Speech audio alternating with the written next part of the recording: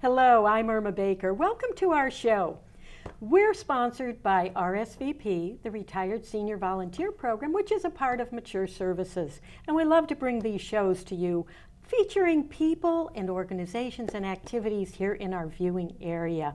Today, right after a message from our sponsor, we're going to welcome back one of our favorite local authors. Be right back with you. RSVP of Summit County has been making a difference in our community since 1972. RSVP volunteers are increasing the quality of life by participating in programs and organizations that provide important services to the community. RSVP matches personal interests and skills with opportunities to serve. If you're interested in adding more meaning to your life and improving the lives of others, please call 330-253-4597, extension 166. Welcome back. Our guest today is an author we've had on before, and what I love about Jane's work is that she's featuring our local area, Northeast Ohio. And that's, she's a noted historian and the founder, one of the founders of the West Side Leaders. So some of you may be familiar with that. So Jane, welcome back. Well, thank you. It's so good to be here again. Well, I'm just thrilled to have you back. You've certainly had some adventures, I should say, Yes. within the last year. You were Yes. here about a year ago talking Yes. about your train disasters books. Yes. And since then, I understand that you've received an award from the, what, National Federation of Press Women for the Ohio Train Disasters book for nonfiction. That's a wonderful accolade. And I understand, though, in order to pick up that award, you had to go to Alaska. I did. I had to do it, you know. And now you're up for another award. I understand, too, that you are nominated in, again, the nonfiction category Right. for Best Mystery Nonfiction for the book you're going to talk about today. Right. And what is that book? Well, it's Unsolved Murders and Disappearances from Northeast Ohio. And it is my newest book. It's just been out since December. And so far, it's done quite well. It's, as you said, it's been nominated for an Agatha. And that's quite an award, because that is an award that covers England, Canada, Ohio, and of course all of the U.S. It's mystery fiction in the tradition of Agatha Christie. And of course Agatha Christie did murder mysteries and disappearances, and in fact she was a disappearance herself, but luckily she was found. Yes. Well, when you were with the West Side Leader, you covered the crime beat. I did. Yes, I was the police reporter. I have one of my degrees is in criminal justice, so they gave me the police to cover, and I covered 5 departments, and I learned a whole lot when I did that. And I guess that's probably what led me to write books like this. I kept files of crimes and things that interested me, and for one thing, I think I saw Jeffrey Dahmer the first time he was arrested. I was on the newspaper when one of the biggest murders in Bath happened, that was around 1980, 1981, something like that. 11 people were arrested for that murder. And in my own life, my dad's one of my dad's good friends and his vice president of his company was murdered, and the murderer was never found. So that was an unsolved, and I think that's really what led me to write this book.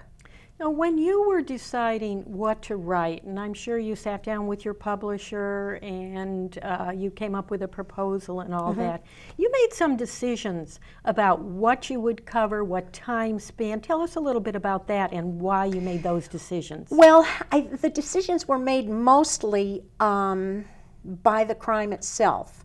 You know, I certainly uncovered a lot of crimes that there wasn't enough material to write about, number one, or it maybe was not that interesting.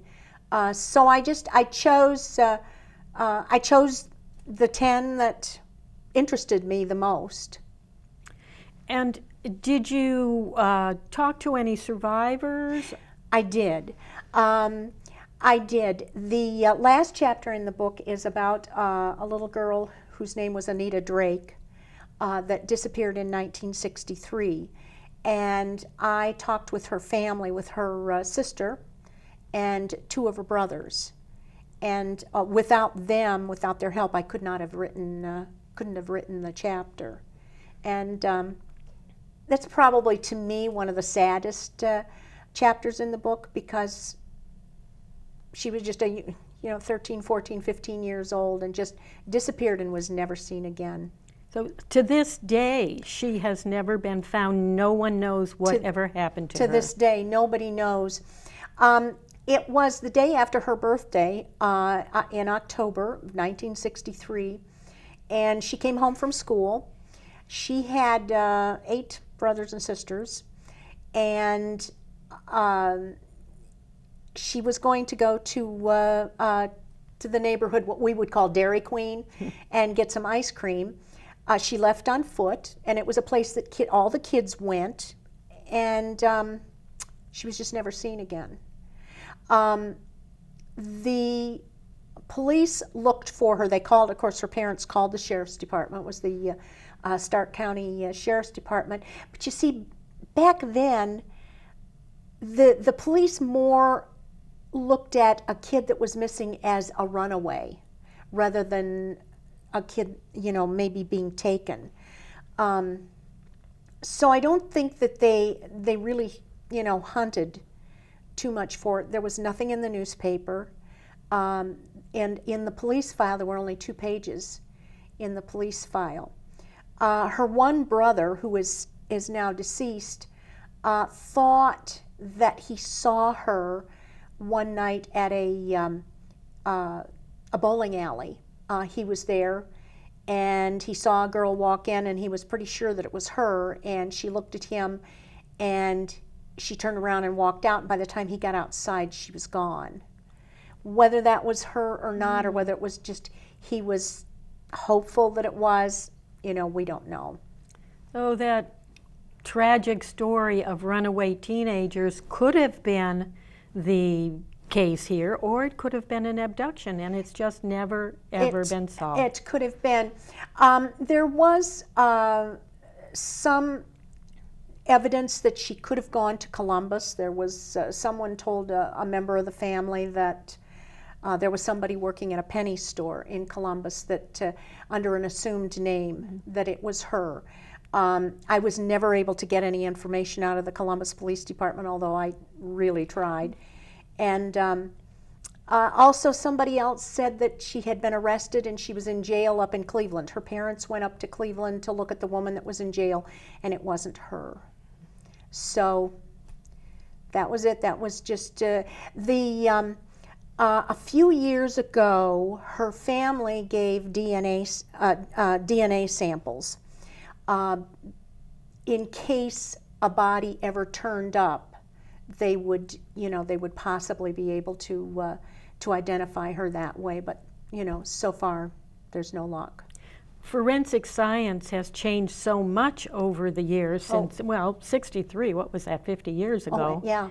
That the investigation itself would have been hampered just by the lack of the skills and the expertise that we have today. Yes. Yes. And that applies to murders as well, where there is that body. And there have been some around here that you have. What is the story of the Collins murder? Well, that's a very, very fascinating murder. Of course, Charles Collins was the chief engineer of the Lakeshore and Southern Michigan Railroad. He was the chief engineer at the time of the horrible Ashtabula Bridge disaster in 1877.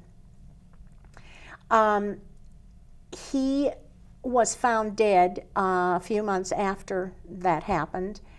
And everyone said, well, he was so remorseful over what had happened with the bridge disaster, and that he felt it was his fault. However, he was found in bed under very strange circumstances. He had a gun in his left hand. He was right-handed. The bullet had entered at an angle that he could not have possibly, you know, held the gun at, you know, at that. Let me interrupt here. So when he was found, he was in bed, dead of a gunshot wound? Yes. Yeah. Oh, yes. Yes. Yes. He lived in Cleveland with his wife. Now his wife was not home. She was up. Her family was from Ashtabula, and so she was up there in Ashtabula. He was planning on going with some of the other engineers to look at other what they call, railroads call them roads, other bridges and things. But he didn't show up, and he didn't show up for 3 or 4 days. And finally, someone went to look at in his house, and they found him. Mm-hmm. And his body was just not in a position that someone who would have committed suicide would be. But the coroner at the time did not do what I would call a thorough examination. There was no autopsy. He just called it a suicide. Years later, there was an autopsy was found, and it had been performed by 2 preeminent physicians in New York, and they found that he could not have killed himself with the gun in his left hand because he was right-handed, and just the way that the bullet entered his skull, and the way that his body was in complete repose without any of the bedclothes were, you know, perfect. The other question that I had was, both he and his wife had guns. Why they kept guns, I have no idea. But she had a small Derringer, apparently, that she kept under her pillow, and he kept the bigger gun, the one that killed him, under his pillow. Now, why did they keep guns? I have to say, not only the kind of bizarre quality of that, but that had to be uncomfortable. Well, yes. Yeah, that's true. You know, I hadn't thought about that. I never had anything under my pillow like that, so I never thought about that. You know, these 2 physicians found that it was murder, that he came to his end by other than his own hand. Was anybody ever found? No. Oh, of course not. These are all unsolved crimes. Yes. The only thing that I can say is that the man who built the bridge, Amasa Stone, who did not want to take any responsibility for the bridge disaster, and the bridge did go down because it was poorly built. And Charles Collins had said that it was poorly built. I sort of wonder if maybe he had some hand in it, but, you know, we'll never know. No, another one of the unsolved, and now never likely to be solved. Probably not. No, probably not. Well, I think in your book you also mention a murder that really comes, let me say, strikes close to home. Mm-hmm. We've all been kids. Mm-hmm. We've all gone to school. Mm-hmm. We've all had teachers. You have in your book the story of the unsolved murders of 2 Parma teachers. Yes, Mabel Foote and Louise Wolfe. And they were, they apparently went home one evening. They went down what was then Bean Road, and it's now Ridgewood Road. and someone just grabbed him. They think that they used a fence post. Apparently there was an orchard on either side of the road, and this was just a muddy road back then. This was 1921, and the murderer took the fence posts and just beat them to death. Why? We don't know. They were not sexually assaulted.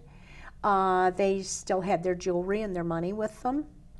So these were two women. Mm-hmm. They, from the pictures, they weren't feeble in any way. No, not at all. Was there any supposition that it may have been more than one murder? They did. The police looked at every suspicious or strange man in the entire Cuyahoga County, and arrested some people, even forced people to be fingerprinted, but they never found who did it. The two women fought. They could tell that they fought up and down the road because of it was muddy. It was very muddy, and you could see their prints and things in the mud. But no, they never found. They saw where he escaped, but so many people tried to go through the woods and see if they could find anything that any prints or anything were obscured by. I believe they brought dogs out, but again, so many people going over it just obscured any evidence that could have helped find them. I think what makes this story even more tragic is the fact that the teachers' bodies were found by children. They were found by three little kids. One was a 16-year-old girl, and her brother was younger, I can't remember how, and then an even younger child. Rittenauer was their name. And they found the bodies. They were on their way to school in the morning, and they found the bodies, and then of course, ran to school to get an adult to help them. And then of course, the police came and everything. Well, Ridgewood Road is today a very well-traveled, heavily traveled, yeah. Heavily traveled. It's still just a two-lane road, and with curves and that, depending on what section you're on, since it goes right past Parmatown. But there are other parts that are still very wooded and rural feeling. But that really is a tragedy, as I said, that strikes home because we think so much of our teachers. Right. And these two women, they took that path every single day to get a bus on, I believe it's State, and then they would come back that way in the morning. So, the police thought perhaps it was somebody who had been watching them that knew that they took that route, or whether it was a crime of opportunity. Who knows? But certainly there was a sense of the great friendship they must have had between them. The fact that both were killed as though one may have been trying to protect the other and not running away to save herself. Yes, yeah, and they did say that that they tried to protect each other, and which is it's just so sad. They thought at one time that there was more than one man, but from the prints in the mud, they thought that it was just one man. Oh, these are kind of gruesome, Jane. This is kind of a gruesome topic. They are unsolved murders. in our own area, the kind of things that you would see on TV, on the different reality type of crime investigation Well, they are shows. reality. They are. Yeah, yes. They are. Yes. The real reality, not the made-up reality Right. that we sometimes see Yes. on TV. What are some of the other unsolved murders in your book? Well, there's another little boy named Melvin Horst that disappeared a couple of days after Christmas in 1928. He was only 4 years old, and his parents his mother let him go 3 or 4 blocks down the street to play in the schoolyard with some kids that were older. Now, I can't imagine allowing my 4-year-old to do that, but they did. And at dinner time, the kids all would just, come home, and Melvin didn't come home. Where was this? I'm sorry, this was in Orville. He just didn't come home. He went through an alleyway that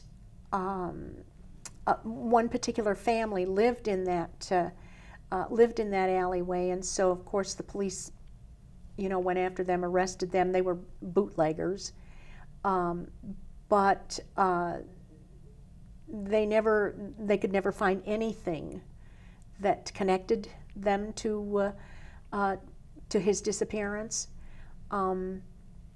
Years and years and years later, and there was never anything that they never found so much as a button that belonged on his jacket.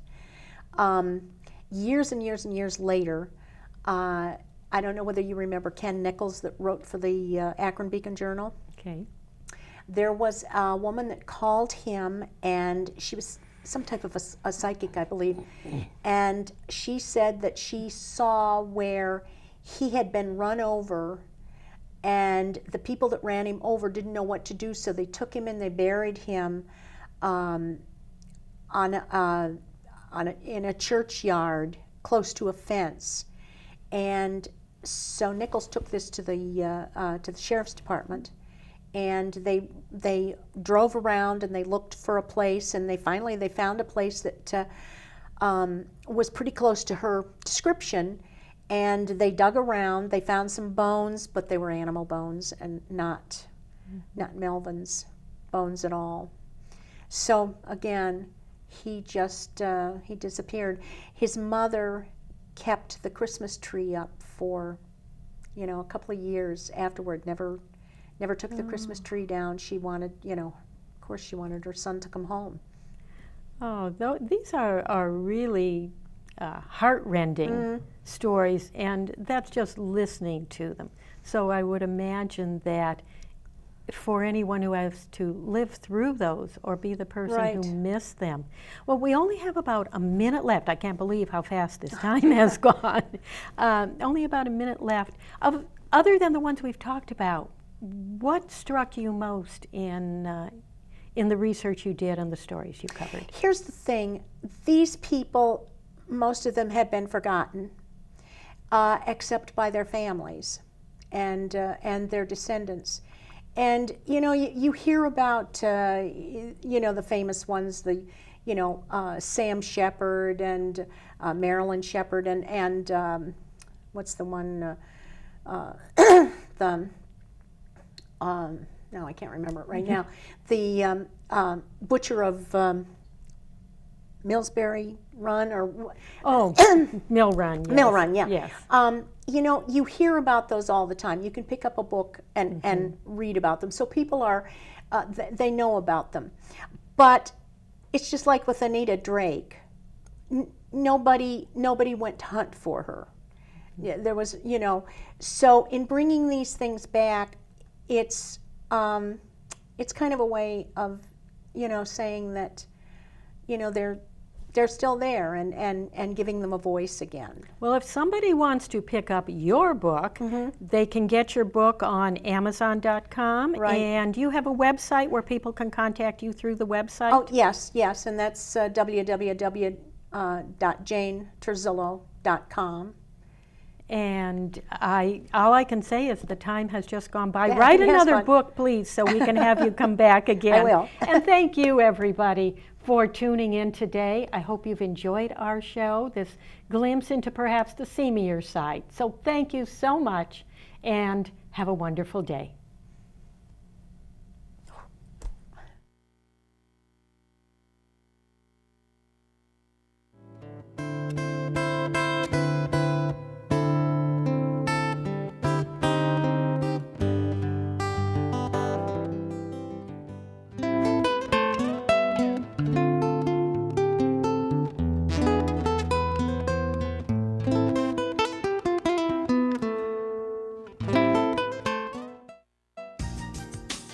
Since 1971, RSVP has been matching volunteers' talents to community needs. RSVP is affiliated with the Corporation for National and Community Service, a national organization that supports service and volunteering through grant-funded projects. Volunteers organize neighborhood watch programs, tutor children, renovate homes, plant community gardens, assist victims of natural disasters, and serve their communities in many other ways. RSVP offers maximum flexibility and choice to its volunteers as it matches the personal interests and skills of Americans 55 and older with opportunities to serve their communities. If you're interested in adding more meaning to your life and improving the lives of others, please call 330-253-4597 extension 166.